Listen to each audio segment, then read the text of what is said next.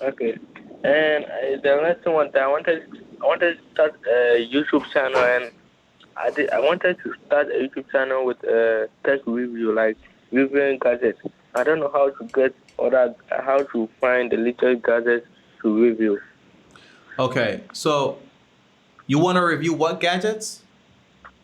Yeah, like I should find let's say 10 gadgets which are coming on this year, and I review them on my YouTube channel. But I don't know how to start now because now I have only 3 subscribers with only 2 videos.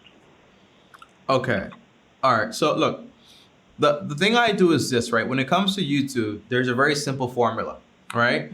You have to Okay. find the person that is doing what you want to do, but is already there, right? So when I think about reviews and technology, I think about MKBHD, I think, and I also think about Unbox Therapy and also Linus Tech Tips. Those people right there control the whole tech industry as far as in YouTube, and also like the unboxings and reviewing products. So what I would want to do is see exactly what they do and then basically base my content on that. But if you want to review products, right, Amene, the big thing is basically most Okay. likely you're going to have to start some of it without even having the product on hand because it can be very expensive. Now, I know for a fact that in America, for example, people can go in there, they buy the new iPhone, they buy the new whatever gadget it is, and then they make a video and then they go and return it, right?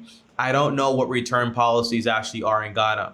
But one thing you could do is basically, here's an idea here, consider if you want to, is you could talk, for example, to little like technology shops in your area, like whatever the Best Buy version of Ghana actually is. You go to those areas and you say, hey, I make YouTube videos. I have a series. If you let me borrow these products and make videos around them, I will promote your store also at the same time and send people your way. Does that make sense? Yes, please. And also, right, if you do this, you can also say, hey, if you have products, I can help you put them online. So that's a benefit for them also. And I'm also taking pictures of them and taking videos of them and doing reviews of them and answering questions. And that's just basically a bunch of gains for that company. So you kind of get free products to actually go ahead and review.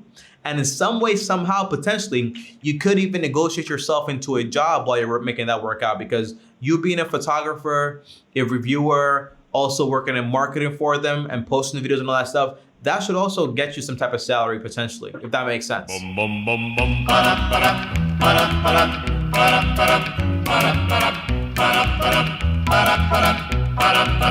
You've got to stop.